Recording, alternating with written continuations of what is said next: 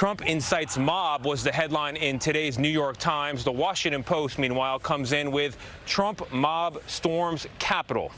And that pretty much captures how it went here yesterday in the waning days of President Trump's term.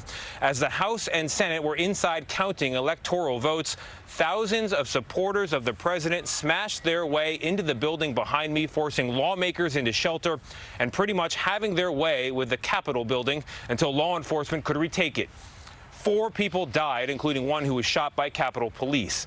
And I do not say the following lightly. President Trump inspired this violence through his false claims of election fraud, including at a rally here yesterday. In a statement this morning, he is promising a, quote, orderly transition. However, he continues to falsely claim the election was stolen. And CBS News has learned some members of his cabinet have discussed invoking the 25th Amendment to remove him from office. Kris Van Cleave was at the Capitol yesterday, and this morning he is about 14 blocks up from my location on Pennsylvania Avenue, between the White House and the Capitol building where I'm standing. Kris, good morning to you. You were covering this from early to late. What's the scene there now?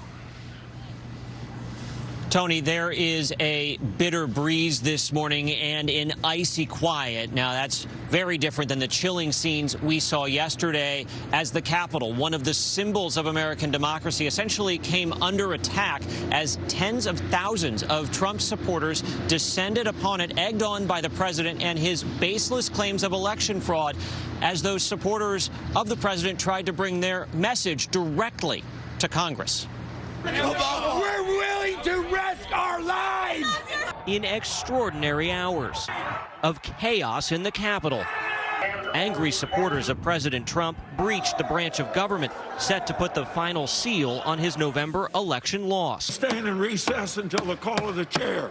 Both houses of Congress were in session as violent protesters smashed and bashed their way in, ripping off heavily fortified doors and climbing through windows. Vice President Pence and all 100 senators were whisked to safety as members of the mob pushed back police, clashing in the Capitol, armed with anything they could find. Then entering an inner sanctum of the U.S. government, not open to the public since before the pandemic, posing for pictures on the abandoned Senate dais, and with feet on a desk in the office of House Speaker Nancy Pelosi, leaving this note: "We will not back down." Everybody stay down! Get down! Huddled in the House chamber, members of Congress hid anywhere they could. Shots are being fired inside the Capitol chamber. Checked to make sure the doors that were near me were locked. I checked them. I started to leave the chamber and started to hear pop, pop, pop. Everybody down! New York Congressman Tom Suozzi captured the chaos on his cell phone. Was evacuated from the chambers. These are people that have been detained. I saw dozens of Capitol Police with their weapons drawn, guns trained on the door. Armed officers held off an angry mob behind this barricaded door from reaching the House floor. When a woman tried to climb through a window, police fired. Air Force veteran Ashley Babbitt, wrapped in a Trump flag, fell to the floor and later died. Just a day earlier, Babbitt tweeted, "Nothing will stop us." 3 others died of medical emergencies on the Capitol grounds. Outside, hundreds scaled the scaffolding set up for President-elect Biden's inauguration and unfurled Trump flags. The assault on the Capitol started only about an hour after President Trump urged supporters to march to the Capitol at his Save America rally.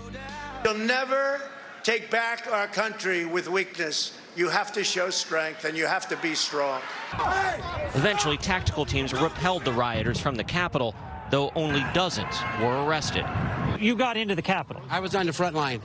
Boyd Camper told us he made it to the Capitol Rotunda. We're going to take this damn place. If you haven't heard, it's called the Insurrection Act, and we, the people, are ready. Those images are just still unbelievable. Now, the bomb squad was called to the Republican National Committee headquarters, which isn't very far from the Capitol yesterday, because 2 devices that looked to be pipe bombs were found outside the building.